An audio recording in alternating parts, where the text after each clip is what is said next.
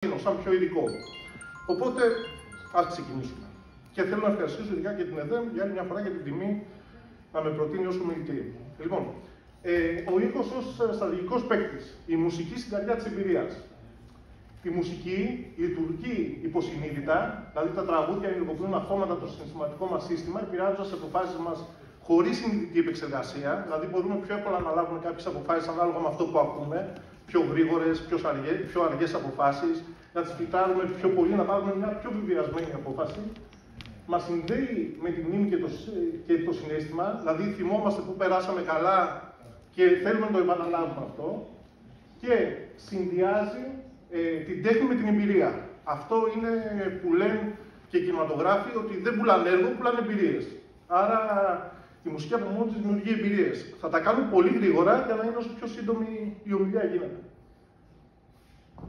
Η ψυχολογία του καταναλωτή, η δύναμη της μουσικής αποφάσης αγοράς, αυτό που είπαμε πριν λίγο, διαμορφώνει τη διάθεση. Έχουμε μια πιο θυμάμαι όταν ήμουν, ας πούμε, πιτσιρικάς και δουλεύαμε σε μπαράκια, μας είχε πει ο εργοδότης ότι κάθε Παρασκευή θα παίζει την κλασική μουσική. Κάθε Μεγάλη Παρασκευή θα παίζει την κλασική μουσική. Ήταν σύνθεση αυτό. Η κλασική μουσική όμως έχει και χαρούμενα τραγούδια. Και εμείς δεν ξέραμε, ως άσχετοι να βάζαμε και πολλές φορές και χαρούμενα τραγούδια. Αλλά με το που του άκουγε ο άλλος και ήταν η μουσική κλασική, το είχε συνδυάσει με κάτι άλλο. Άρα είχε περάσει υποσυνείδητα ότι τη Μεγάλη Παρασκευή πρέπει να παίζουμε κλασική μουσική. Ηχητική ανάκληση. Θυμόμαστε πολύ καλά κάποιες περιοχές ή κάποια μέρη, κάποιες επιχειρήσεις, σύμφωνα με τον ήχο που ακούσαμε την τελευταία φορά. Μπορεί να μην θυμόμασταν τι φάγαμε, με ποιους ήμασταν, αλλά θυμόμασταν ότι περάσαμε πολύ καλά και έπαιζε αυτή τη μουσική, έπαιζε 70s, 80s, 90s κτλ. Mainstream. Και ο ρυθμός και η ένταση. Οι μεταβολές στο τέμπο και την ένταση επηρεάζουν ή όχι τη διάρκεια παραμονής, ανάλογα τι θέλουμε. Εδώ είναι χαρακτηριστικό παράδειγμα τα fast foods και τα slow foods. Πιάνουμε την εστίαση πρώτα. Η εστίαση μπορούμε να πούμε ότι η μουσική ρυθμίζει τρία χαρακτηριστικά. Την αίσθηση της πολυτέλειας. Από τη στιγμή που ακούγεται κάτι με σαξόφωνο, μπορεί να γίνει πιο upper class από το να εκτελεστεί με κάποιο άλλο μουσικό όργανο, το οποίο μπορεί να είναι πιο λαϊκό στα αυτιά του κοινού. Για παράδειγμα, η jazz μουσική αυξάνει την αντίληψη της ποιότητας. Άρα το ίδιο ψάρι, αν ακουστεί ένα νησιώτικο τραγούδι, πάει να πει ότι είναι μαρίδα και το άλλο είναι αστακός. Ρύθμιση ροής και ενέργειας. Ο ρυθμός καθορίζει τη δυναμική του χώρου, από γρήγορη κατανάλωση μέχρι κοινωνική παραμονή και επίδραση στην αντίληψη και συμπεριφορά που επηρεάζει τη διάθεση, το ρυθμό κατανάλωσης, ακόμα και το ποσό των φιλοδορημάτων.